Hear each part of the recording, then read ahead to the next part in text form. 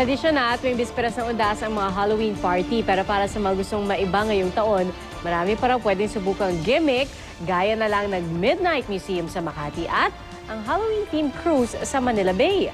At live mula sa Ayala Museum sa Makati, si Dano Tingkungko. May paandar. Dano? Pia, pag ganitong panahon, no, bisperas ng undas, marami sa atin siguro ang hindi na malaman kung saang Halloween party pupunta dahil sa dami nito sa ganitong panahon. Pero alam nyo ba na ang tradisyon ng Halloween pwede rin palang maranasan sa ibang paraan? Halimbawa, bakit hindi ka mag-cruise tour?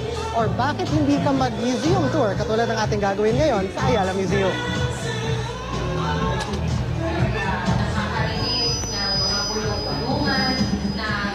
Kaliwat kanan ng mga Halloween party tuwing bisperas ng undas. Kanya-kanyang pantasya, panakot at arte. Iba pa syempre ang nakasanayan ng trick or treat.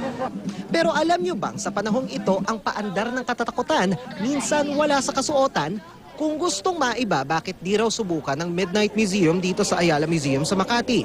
Bukod sa hanggang hating gabi masisilayan ng ilang mga kakaibang obra tulad ng FEMSA Collection na gawa ng mga national artists ng Mexico o ng mga dioramang naglalarawan ng iba't ibang yugto ng ating kasaysayan, kasabay din ito ang ilang mga tematikong pagtatanghal tulad ng aparisyon ng theater group na Sipat Lawin Ensemble. Ang entablado nila ang mismong museo. Ang mga obrang nandito, mga salamin ng multo ng isipan. Huwag po tayong papadala sa takot natin kasi mas lalo silang mag-attract, sorry. Sige dito na. Sorry.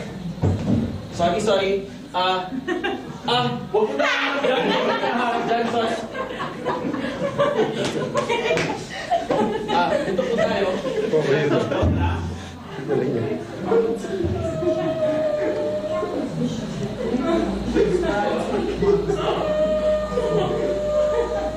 So it's about us and our fears and what we create out of those fears, which becomes the horror.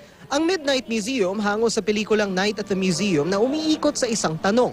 Talaga bang may sariling buhay ang mga obra sa museo? Ang bagay nga daw ika nga magkakaugnay at tulad ng pagtatanghal ng Sipat Lawin, ang pagkabuhay ng mga obra ng museo nakaugnay sa ating isip, natulay sa ating koneksyon dito. When things come alive, it breaks that barrier between the viewer and the object. Pero kung malayo ka sa isang museo o gusto ng kakaibang trip, ang tradisyon ng Halloween, bakit di raw dalhin minsan sa dagat?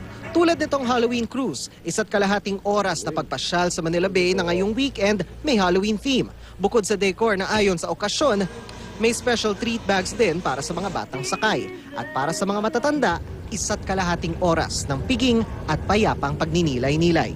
Maiba naman. Parang hindi naman laging nakakatakot. Gusto namin dito para pampamilya. It's a totally new experience, exciting. Pia, yung ating natunghayan kanina